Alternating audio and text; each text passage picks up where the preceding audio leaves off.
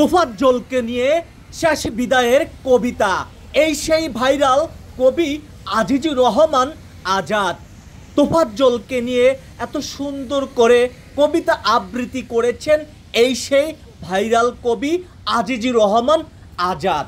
তাহলে দর্শক চলুন কি কবিতাটা আবৃত্তি করেছে তোফাজ্জলকে নিয়ে সেটি আপনাদেরকে একটু শোনাইতে চাই, যা শুনলে আপনারা রীতিমতো অবাক হবেন। এই কবিতাটি শুনলে বিশ্বাস করেন ভাই, আপনি চোখের পানি ধরে রাখতে পারবেন না। তাহলে আমরা লেট না করে ওনার কাছ থেকে সেই কবিতাটি আপনাদেরকে শোনাইতে চাই। ভাই আসসালামু আলাইকুম। ওয়ালাইকুম আসসালাম ওয়া রাহমাতুল্লাহি ওয়া বারাকাতুহু। ভাই তাহলে আপনি কবিতাটি শুরু করেন, আমরা লেট না করে। বিসমিল্লাহির রহমানির রহিম। আর কত কি দেখতে হবে হতবাগা এই চোখে, মানুষ মানুষকে এমনভাবে পিটিয়ে মারে মানতে পারছে না দেশের কোনো লোকে।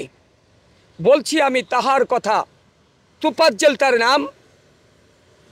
কি হচ্ছে দেশে এখন এসব, চারিদিকে বদনাম, বাবা হারা মা হারা, হারা জোড়ের ভাই।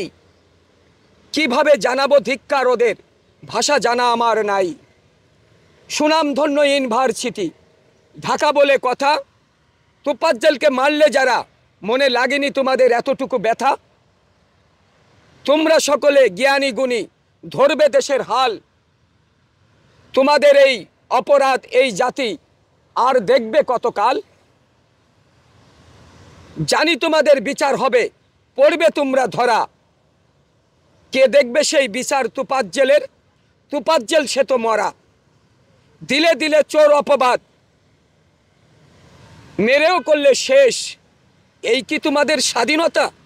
এই কি স্বাধীন দেশ? এ এক হৃদয় বিদারক কবিতা। আমরা দেখেছি, সারা দেশবাসী দেখছে বর্তমানে যে পরিস্থিতি। ঢাকা ভার্সিটিতে লেখাপড়া করা তোফাজ্জল, যে তার জীবনের শেষ খানাটা ওই ঢাকা ভার্সিটিতে বসে খেয়েছিল, হোটেলে বসে। আর খাওয়ার পরে তাকে পিটিয়ে পিটিয়ে পিটিয়ে এমনভাবে জঘন্যভাবে মারা হয়েছে, কোনো সুস্থ বিবেক সম্পূর্ণ একজন মানুষ কখনো এটাকে মেনে নিতে পারছে না। আর যারা মেরেছে তারাও কিন্তু কম নয়, তারা এদেশের সুনামধন্য ইউনিভার্সিটিতে লেখাপড়া করেছে, মেধাবী ছাত্র।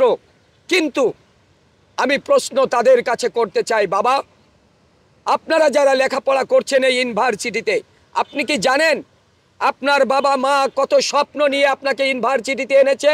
কত স্বপ্ন ছিল আপনার বাবা মার চোখে আপনি ভালো মানুষ হবেন। আপনার পিছনে লক্ষ লক্ষ টাকা ইনভেস্ট করেছে আপনার বাবা মা। কেন করেছে?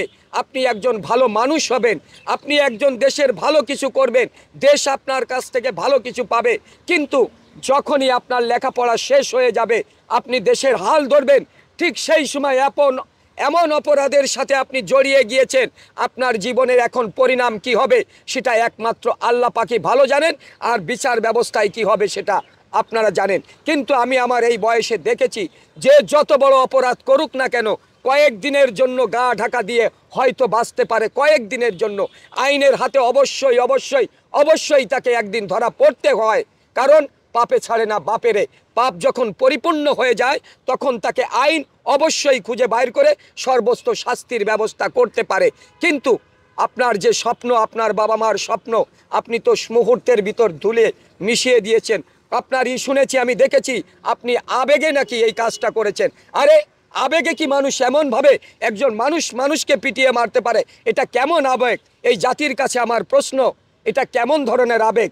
এই ধরনের ঘটনা যেন এই দেশে আর না ঘটে।